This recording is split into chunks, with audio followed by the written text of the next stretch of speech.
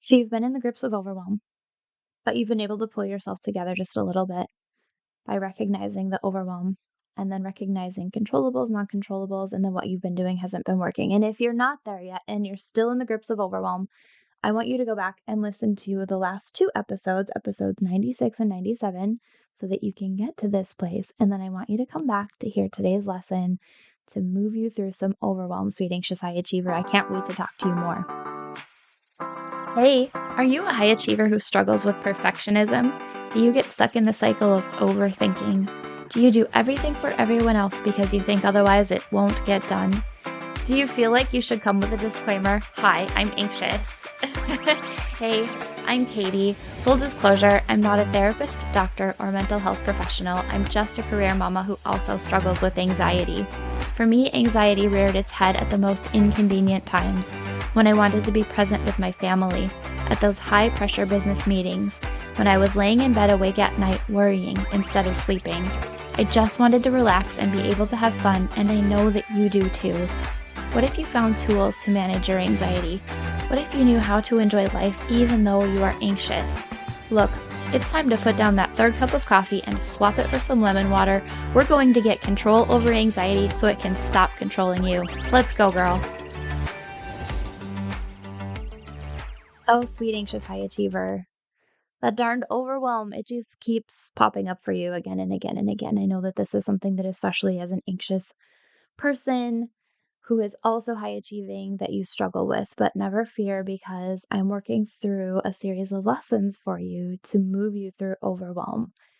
So now you're at the point where you are able to recognize what's overwhelming you and what your controllables, non-controllables are, and that what you've been doing isn't working for you. What's next, dear sweet anxious high achiever? I'll tell you what's next. I want you to recognize that there is a solution. There absolutely, positively is a solution. You're not going to die because of this overwhelm. The worst case scenario is not going to happen because of this overwhelm. The overwhelm itself isn't something to fear. And so we're going to get you to the next steps. And that includes you doing a little bit more homework. Isn't that so exciting, sweet anxious high achiever? I love it. So here's what we're going to do. I want you to believe that there are possibilities for you to get out of this overwhelm. So you've gotten past that initial panicky feeling point. I want you to just take one deep breath and tell yourself there's a possibility. There are possibilities. There are ways for me to get through this, whatever it is. I think it's really, really important to do this because you need to be able to open your mind to finding something new or different that's going to get you to where you want to go. Because remember, in the last step, we had to acknowledge that what we were doing wasn't getting us what we wanted. So we need to open our mind to something new. I think oftentimes, especially as high achievers, we find tools that work well for us, that we use a lot, and we keep using the same tools again and again and again, even when sometimes they just aren't best or appropriate or helpful at all for the situation.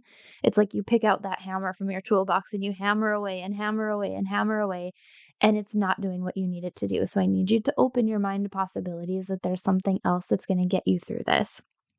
And then the next thing that you're going to do is I want you to hope for better. I think that this is really important to pair with believing that there's possibilities, that there's something better for you with this situation, whatever that might be.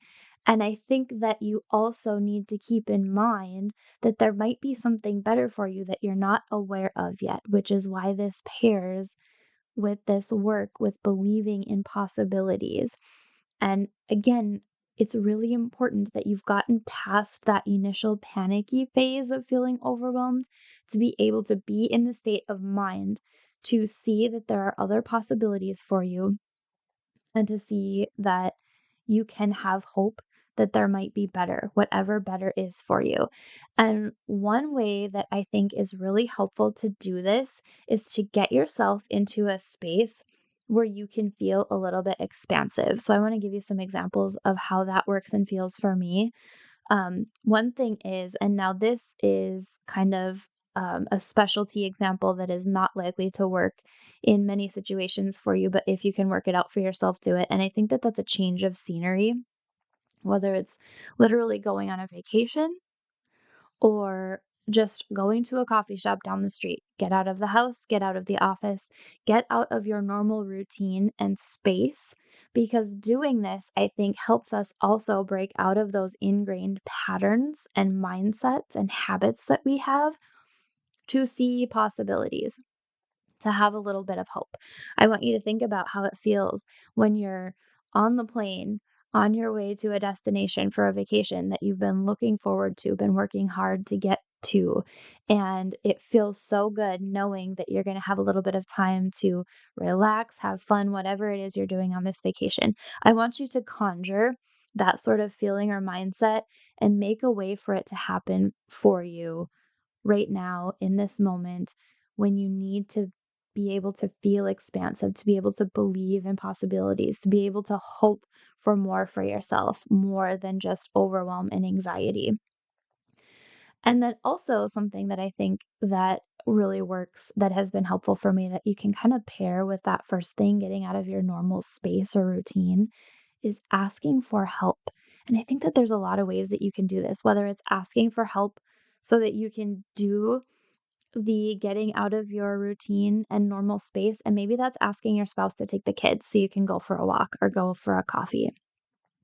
Maybe that is asking your boss for a little bit of leave from work. Just say, "Hey, I need some time for myself. I'm going to take a day. I'm going to take a couple days."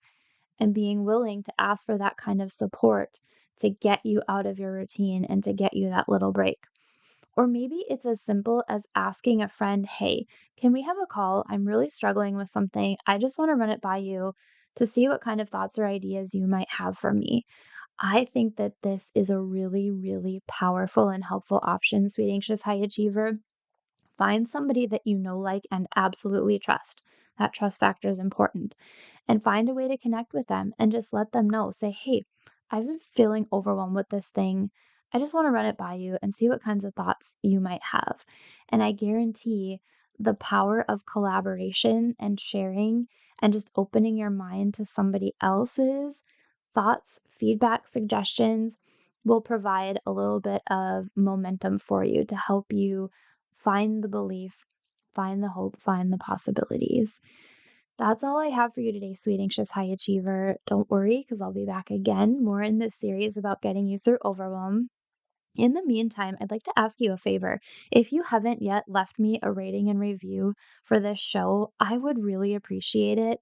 It helps other sweet, anxious high achievers like you to find me. And also, I really love the feedback because it helps me create content that you appreciate, that you enjoy, that is helpful to you. And that is why I'm here for you, sweet, anxious high achiever. So let me know what you think of the show and give me a little bit of feedback. You can scroll down in Apple Podcasts and leave me a review. I'd be so grateful. Also, if you haven't joined my free Facebook group, the link to join is in the show notes. It's an incredible community of sweet, anxious, high achievers just like you who are there to support and encourage one another and have a little bit of fun. Again, the link to join is in the show notes. That's all I've got for you today, sweet, anxious, high achiever. Thanks for joining me, and I can't wait to talk with you next week. Hey friend, thanks for being here. Did today's episode help you feel more in control of your anxiety? Did it inspire you to rest or relax? Or maybe it challenged you to really look at why anxiety is a part of your life? If so, I'd love to hear from you. If you would take 30 seconds, pause this episode, scroll down in Apple Podcasts, and leave me a review, I would be so grateful. See you next week. Disclaimer, I am not a medical professional and this podcast is not providing therapy or medical treatment. Contents of the podcast are for informational purposes only and are not a substitute for professional medical advice, diagnosis, or treatment. Always consult your healthcare provider with your health questions and concerns.